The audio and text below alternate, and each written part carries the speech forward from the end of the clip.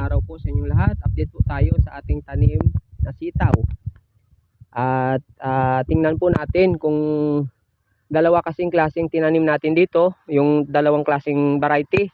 Yung bungga ng East West at yung galante din. Pero East West din yon na company. Magkaiba lang po ng variety. Ayan po. Sa araw ng July 4, 2025 Friday. Ngayong araw.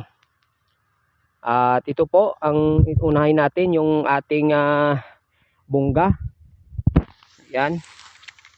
Malalaki din po ang bunga niya. At nakikita natin na grabe talaga mamunga itong bungga. No? Ang kulay po niya ay green na green. Ayan po. Marami talaga mamunga. At ito po yung sa kabila, yung ating galante na variety.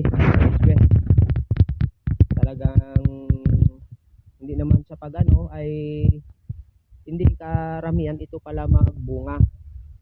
No, na kumpara natin, mas marami mamunga ang bungga kaysa sa galante. At sa life ano naman nila, no, sa buhay nila ay nakikita natin na mas matagal ito matay ang bungga kaysa doon sa galante. At sa ano naman, no, sa sakit naman, hindi masyado sakitin talaga ang bungga. Ang ano naman, bad side naman sa galante ay may nakikita po tayong nalalanta katulad nito. Minsan ito, yan, patay na po yan. Mamatay na po yan, lagi yan po. Nakikita natin ito, nalalanta yung talbos. Pero hindi naman karamihan. Hindi naman tayo expert o ano. Nakikita lang po natin kung isang farmer po tayo, nakikita po natin ang mga pinagkaiba ng ating tinatanim. No, hindi naman tayo expert, hindi naman natin sinisiraan yung galante. Pero ang may advantage naman ang bawat isa. Yung galante po ay talagang demand po ito sa market, no? Dahil ganyan yung ano niya, postura niya, no? Light green siya at matibay po sa biyahe, matibay pag nilapag mo pag tinitinda mo, ilapag mo kahit na mainit ay matigas pa rin. Hindi po katulad dito sa bungga ay isang araw lang po to ng lupaypay na po o mahina yung ano niya, no, malambot na ba, hindi na matigas masyado. Hindi katulad dito sa galante ay matibay po, no, at mahal po ang galante sa market kaysa dito sa bungga. Katulad ngayon, yung bintahan po natin ng bungga ay nasa 40 to 50.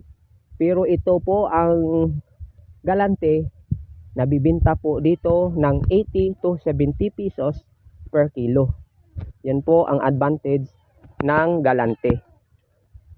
Pero dito naman sa ating bungga, kahit na medyo mura po siya, pero mas marami naman mamunga.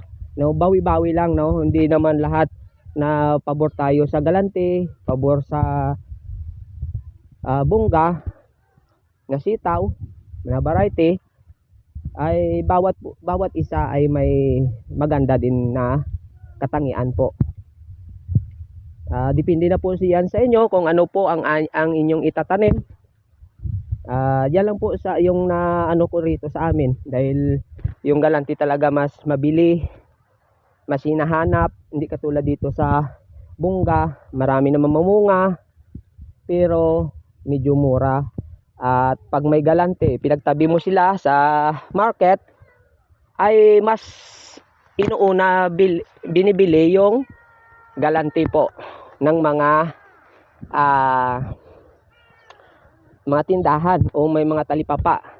Pero pag ginamit natin ito sa bahay, itong bungga naman, kasi sa lasa naman po, sa akin lang yung mas masarap po ang lasa ng bongga kaysa galante, dahil yung bongga medyo matamis-tamis at pag bagong pitas ay crunchy siya, no? Maganda, masarap. Medyo ano siya, matamis. At okay din yung yung galante. Pero sa atin po yan, yun lang naman po ang ating bawat isa sa atin. Alam naman natin may mga farmer diyan na mas expert pa sa atin. Tayo baguhan lang, bagito pa lang. Pero may mga experience din tayo, no? May kanya-kanya tayong experience sa ating pagugulay.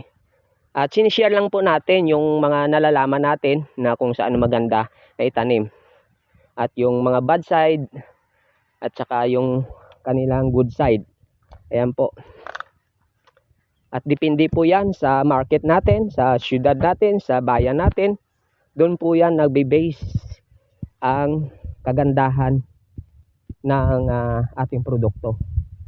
At sa pag-aalaga na rin, no? Dapat kahit anong variety man yan, ay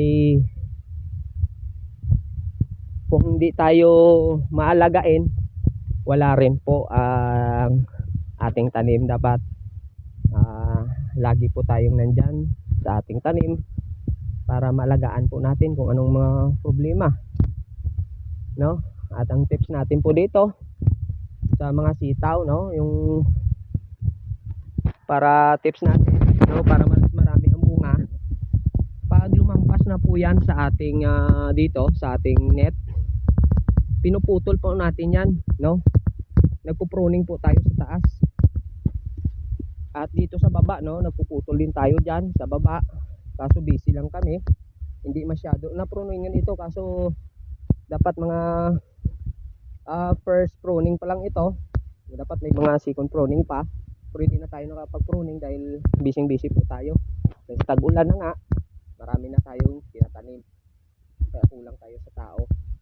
Pero mas ang technique natin dyan, para mas marami ang bunga, maging maganda. Pag lumampas po sa net yan, yung gapang ng ating sitaw, ay atin na pong i-prune na natin yung talbos nya. At mag-prune din tayo sa ilalim para gumanda po ang kanyang bunga. At mag-abuno po tayo every week. Yan lang po, no?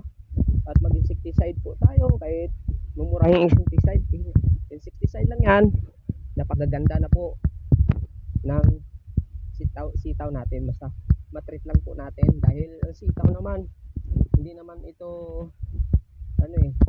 yung uod lang naman itong kalaban nito. Wala nang iba, hindi naman to tinutusok ng kung ano-ano. Uod lang po, no? Lanit, gold, yun lang po. Mamumurahing lang, kayang-kaya na po ng mga ganyang insecticide. At money maker po ito dahil ang nito, ang pagpipitas nito every 2 days lang, no? Minsan kami araw-araw, basta hapon. Kunyari pipitas kami ng umaga, kinabukasan pitas na kami ng hapon naman. Kinabukasan ng hapon, malaki na po. Katulad nito, nag-harvest po kami kahapon ng umaga, maaga pa po, at may harvest na po tayo, ganyan, no? Ito nga sa ilalim, di tayo nag-prong kasi, ayan, no, na pa, meron pa. Ayan po, may mga ilan-ilan na ma-harvest po tayo. Ayan lang po, salamat po sa inyo. Nag-share lang po tayo ng ating mga na-experience at nakikita sa ating mga tanim. Salamat po sa inyo. Naway ingatan tayo ng ating Panginoon. Please subscribe naman po at mag-like at mag-share sa ating YouTube channel. Salamat po sa inyo lahat. Naway ingatan tayo ng ating Panginoon.